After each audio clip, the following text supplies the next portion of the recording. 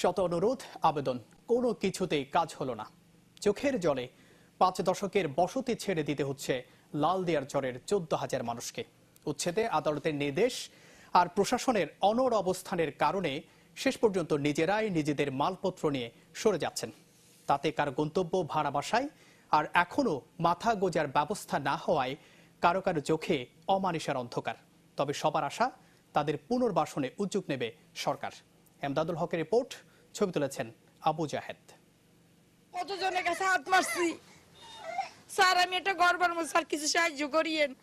Train দুর্ঘটনায় এক পা হারানো হাসিনা আক্তার মানুষের সহযোগিতায় কিছু টাকা জমিয়ে কোনো রকমে একটি ঘর তোলেন লালদিয়ার চরে, কিন্তু উচ্ছেদে হারিয়েছেন মাথা গোজার সেই ঠাঁই। ছোট্ট 3 সন্তান নিয়ে এখন কোথায় যাবেন অসহায় এই নারী? আমিও তো এক হাসিনা পড়ে আছি এখানে লালদিয়ার চর, 3টা বাচ্চা নিয়ে প্রতিবন্ধী। আমার জন্য কি কিছু নাই? আমার দিন কি এইভাবেই যাবে? চট্টগ্রামের পতেঙ্গায় লালদিয়ার চরে হাসিনার মতোই অবস্থা কম বেশি সবার।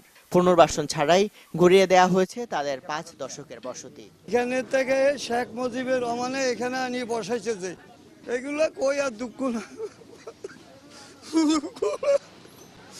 আর কোনো ফায়দা নাই।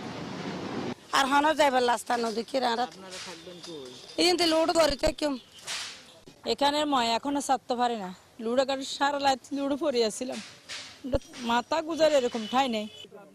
ভুক্তভোগীরা বলছেন 1972 সালে বিমান বাহিনীর ঘাঁটি সম্প্রসারণে পৈতৃক ভূমি থেকে লালদিয়ার চরে তাদের সরিয়ে নেয় বঙ্গবন্ধু সরকার। এখন বন্দরের জায়গা বলে সরাসরি তাড়িয়ে দেয়া হলো। না, বলা হচ্ছে গৃহের দরকার, আমাদের গৃহের দরকার নেই, আমাদের জমির দরকার। আমরা জমি ছেড়ে দিয়েছি বিমান বাহিনীর জন্য, দেশের জন্য, বঙ্গবন্ধু ডাকে ছেড়ে দিয়েছি। আজকে আমরা তার বিনিময়ে আবারও জমি চাই। আমাদের বাড়িঘর, টাকা পয়সা, রিলিফ, ত্রাণ কিচ্ছুর দরকার নাই।